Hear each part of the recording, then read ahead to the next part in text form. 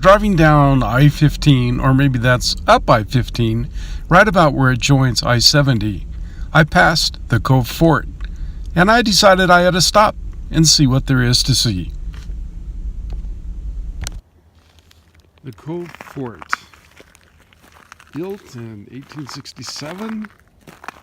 So this was a place for the travelers to stop and rest, and they could get their horses fed from the barn, and watered, and there was a kitchen in here. They could rest and get some food. So was it ever attacked, or? No, but there was a previous fort before this called Fort Weldon up here back to the east, and it was just a little small stockade fort that the Weldons were there, and they were attacked by the Indians several times. And the last time one of them almost got killed, so they left, and that's when Brigham called Ira Hinkley to come and build this fort. And so he did. He came with 40 men and built it. And after he built the fort, one day they opened up the doors, and there were 7 Indian braves standing out there, and he remembered the counsel from the prophet Brigham to feed the Indians, don't fight them. And so that's what he did. He brought them in, took them into the kitchen, and fed them something to eat, and then worked out all their problems. So there never was a battle fought here at the fort. It was a peaceful fort, a place for the travelers to come and receive some refuge and relief. And they did. This was the main road from Salt Lake to Chicago at that time, or Salt Lake to California.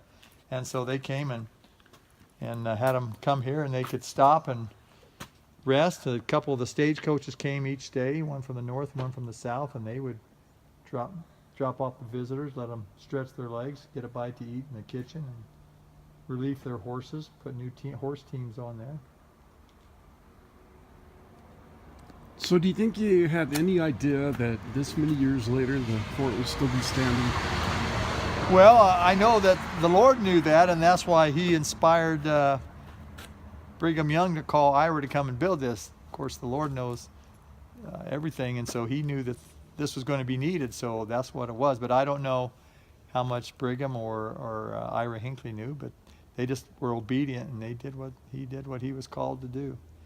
And it worked out well. The travelers needed this spot here for relief, because 50 miles was too large of a distance to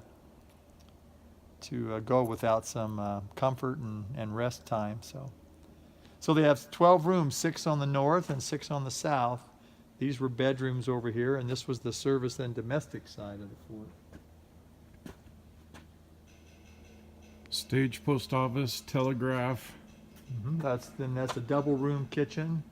Then we have a washing and weaving room, and then we have another bedroom at the time. It also served as a place for storing food from the kitchen. And then we have gardens out back, a blacksmith shop there. You can see through the door right there. And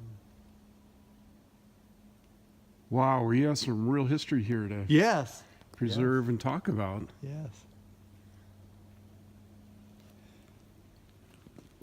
They built the fort thinking they might have had, a battle with all the gun ports, 25 gun ports around the walls of the fort. But as they made peace with the Indians, followed the counsel of the prophet, they didn't have need for them.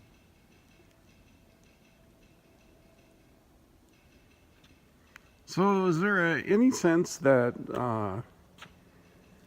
that this really all belonged to the Indians and that we took it? No.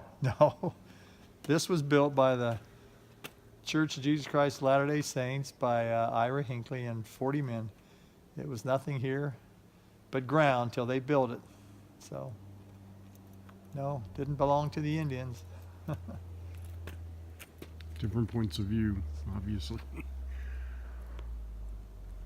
Well, I think it's a beautiful piece of history. Thank you. It is. It's really a beautiful.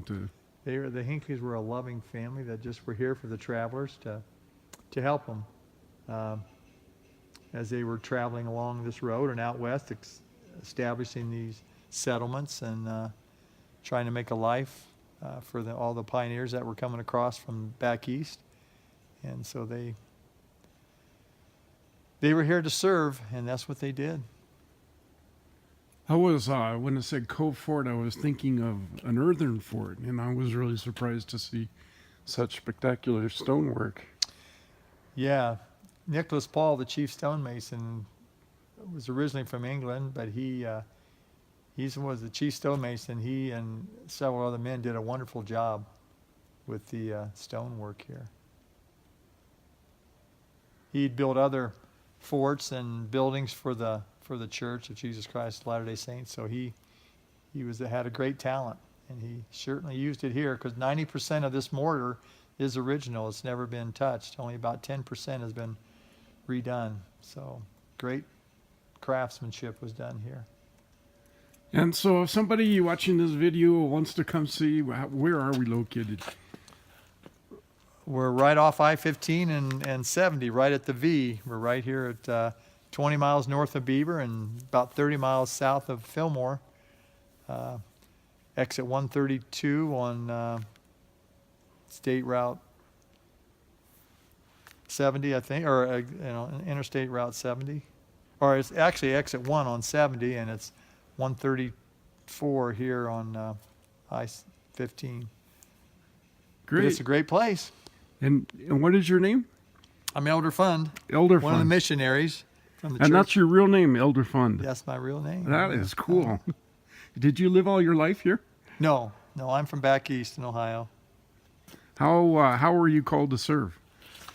Well, in the Church of Jesus Christ of Latter-day Saints, we have the opportunity to serve as missionaries if we so choose, and we just send paperwork in to Salt Lake, and they decide where they feel we should serve, or if we have a preference as senior missionaries, we also can put a preference we would like to serve, and that's what we did. We had been here many times, and we knew the directors here, and so we wanted to serve here. We put that in as our first choice, and as it turned out, they allowed it to happen, and so we're 18-month missionaries, and we've been here 10 to 11 months, and got about 7 more months to go.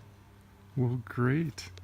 Okay, and do you give me permission to put this on YouTube? Oh, I guess so. Yeah, I don't think if I said anything that's wrong, hopefully it'll get corrected. But nope, I have no problem. It's a great place, a great spirit here, and it's here for the travelers that still come today on I-15 and I-70. We're here to serve and share a history of the fort and the gospel principles of the Church of Jesus Christ of Latter-day Saints. So. Well, thank you, brother. Okay. If you ask the indigenous culture, who owns the land? Their answer would have been, no one owns the land. And then they would have had a very perplexed look on their face when the pioneers said, well, now we own the land.